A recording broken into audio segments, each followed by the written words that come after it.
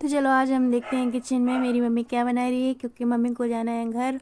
Mummy आई है मेरे घर। तो मम्मी सोच रही है कि पता नहीं क्या क्या बना दूँ, इसलिए मम्मी से पूछती हूँ मैं क्या बना रही हूँ। तो मम्मी ने मुझे बताया कि वो बेसन की आज मिठाई बना के जा रही है, क्योंकि मेरे जो हस्बैंड हैं उनको मीठा खाना बहुत पसंद है और मेरी मम्मी को खाना बनाना बहुत अच्छा लगता है। कि उनको लगता है कि मैं बेटी के घर आई हूँ और इसका जो मन करे मैं वो इसको बना के खिला के जाऊँ। तो देखिए यहाँ पे मम्मी ने निकाल लिया है गंजी में बेसन। अब ये मम्मी ने बेसन का वेट तो नहीं किया है, बस अंदाजे से निकाल दिया कि इतना हो जाएगा। और यहाँ पे मैं कर रही हूँ सेटिंग, और आप देख सकते हैं मेरी किचन कितनी फैली हुई है, क्योंकि यहाँ पे खाना मैंने यहीं पे बनाया हुआ था और यहीं फैला हुआ है। और मम्मी ने यहाँ पे आज बेसन की बर्फी बना रही तो उसकी तैयारी शुरू कर दी। तो मैंने यहाँ सब कुछ हटा रही हूँ ताकि थोड़ा सी स्पेस रहे, क्योंकि प्लेटफॉर्म बहुत छोटा है, आप देख सकते हैं। और मम्मी यहाँ पे मिठाई बनाएगी तो फिर स्पेस भी तो चाहिए। तो मैं यहाँ से सामान हटा रही हूँ, क्योंकि अभी अभी हमारा नाश्ता हुआ है और सब लोगों ने खाया है। तो यहाँ पे मम्मी पता नहीं क्या ढूंढ रही हैं और वो उनको कुछ पता है नहीं कहाँ क्या रखा है, और वो ढूंढने लगती है। तो वो पूछ रही है कि इसमें कलर डालना है तो वो मिठाई के लिए, तो कलर बता दो कहाँ रखा हुआ है। तो मैं उनको बता रही हूँ कि कलर तो है ही नहीं।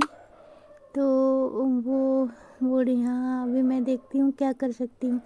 तो मम्मी ने यहाँ पे ली है लोहे की कढ़ाई और जो बेसन था इसमें डाल दिया है, क्योंकि बेसन को थोड़ा भूनना भी पड़ता है। यहाँ पे पता नहीं मैं क्या ढूंढ रही हूँ, मुझे खुद ही याद नहीं है, क्योंकि मैंने वीडियो को शूट किए हुए 1 महीना हो गया है और कुछ ढूंढ रही हूँ।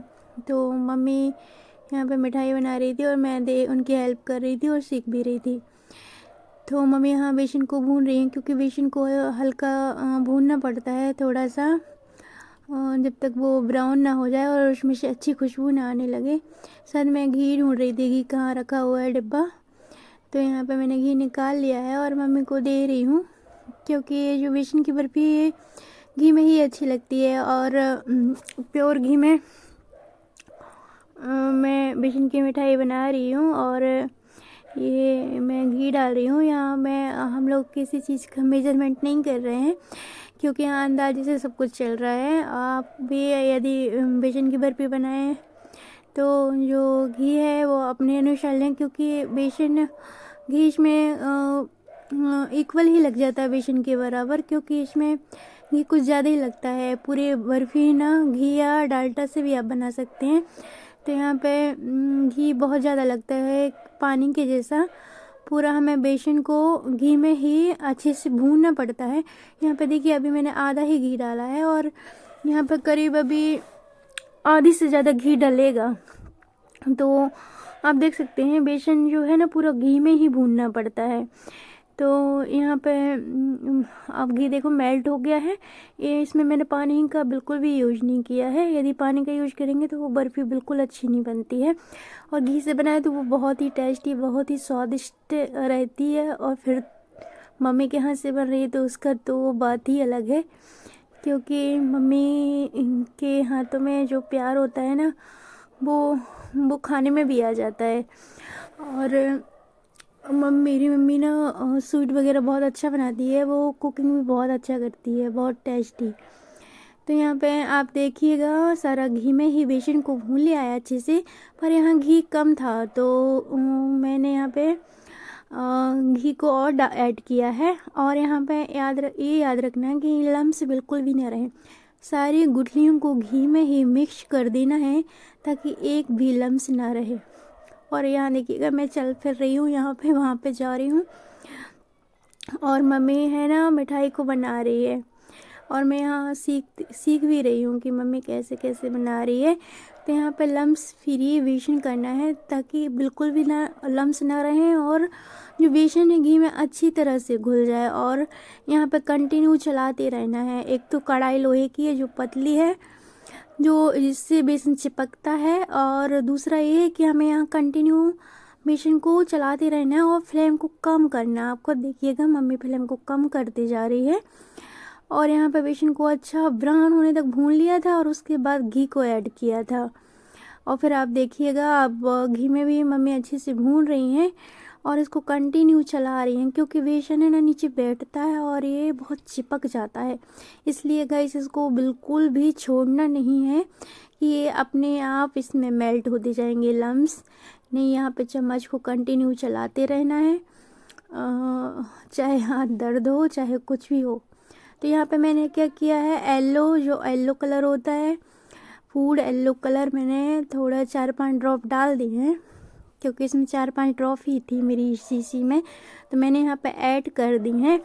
क्योंकि तो अब मम्मी जो बेसन था वो अच्छे से भुन गया और हमने एक थाली में निकाल लिया है, क्योंकि वहाँ मेरा वीडियो नहीं चल पाया था, पता नहीं क्यों नहीं चल पाया था। तो भुने हुए बेसन को एक थाली में हमें निकाल लेना है। अब यहाँ पे चाशनी बनाने की कोशिश हो रही है, तो यहाँ पे मैंने करीब 4 से 5 कटोरी चीनी डाल दी है, पानी में ऐड कर दी है और चीनी को पानी में अच्छे चलाते रहना है जब तक ये चीनी चिपचिपी रिफाइंड ऑयल की तरह ना हो जाए। और इसको कंटिन्यू 0 फ्लेम पे रखना है और इसको चलाते रहना है, क्योंकि भाई अब हमें बेसन की बर्फ़ी बनानी है तो बिना चाशनी की थोड़ी बनेगी। अगर मीठा करना है तो उसमें चाशनी ऐड तो करनी पड़ेगी। तो यहाँ पे मम्मी की जो चाशनी है वो हो गई है रेडी। अब हम क्या सोच रहे हैं कि बेसन को कढ़ाई में डालूँ चाशनी के साथ या चाशनी को इसमें डालूँ। तो फिर मैंने भुने हुए बेसन को चाशनी में ही ऐड कर दिया है और ऐसे धीरे धीरे चलाते रहना है।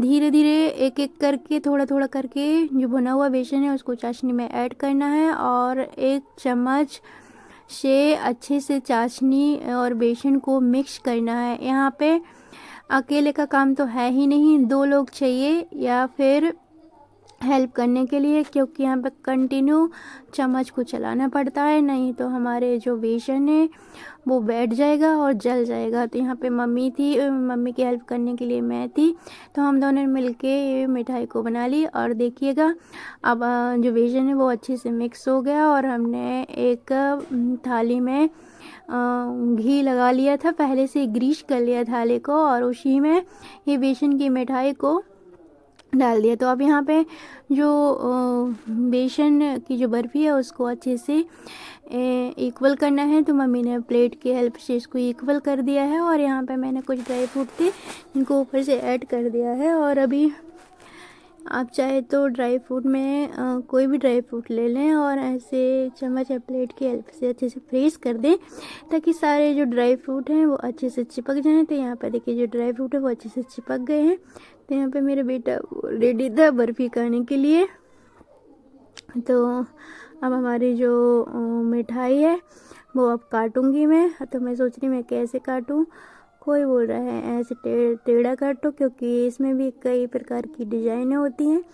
तो मैंने दोनों ही प्रकार की इस बर्फ़ी को काट दिया है, क्योंकि ये गरम गरम में ही इस डिज़ाइन को ऐसे काटते हैं, नहीं तो फिर वो चिपक जाएगी, जम जाएगी। तो ये जो बर्फ़ी है बहुत ही टेस्टी और मेहनत तो काफ़ी लग गई। फिर यहाँ पे मेरी मम्मी आई और मम्मी ने भी अपने तरीके से काटना चाहा। फिर इसके बाद मैं आई दिखाने के लिए कि मैं आपसे अच्छी मिठाई काटती हूँ। तो यहाँ देखिए मैं मम्मी के हाथ से चम्मच लेती हूँ और अब मैं अपना दिमाग लगा के बताती हूँ कि ऐसे निकालते हैं, क्योंकि ये गर्म रहती है तभी ही निकाल लें तो ये निकल जाती है, नहीं तो बाद में ये जब जम जाती है और फिर कट करने के बाद इसको निकालो तो ये टूटने लगते हैं इसके पीसेस।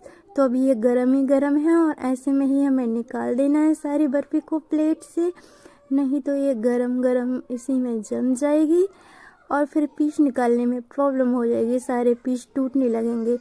तो मम्मी ने ऐसा मुझे तरीका बताया, मुझे तो नहीं पता था कि गरम में ही निकालना पड़ता है, क्योंकि अभी तो मैं सीख रही हूँ मम्मी से। तो यहाँ पे मम्मी ने ही बताया कि गरम में ही इसको पीस में काटते हैं। तो अब हमारा वीडियो को था अलविदा बोलने का। तो यहाँ पे हमारी जो मिठाई थी वो तैयार हो गई और मैं मम्मी से करवा रही हूँ टाटा बाय बाय। मम्मी को तो नहीं आता और मुझे आ रही थी बहुत हंसी। तो बाय बाय टाटा, आप ज़रूर ट्राई कीजिएगा हमारे ये टेस्टी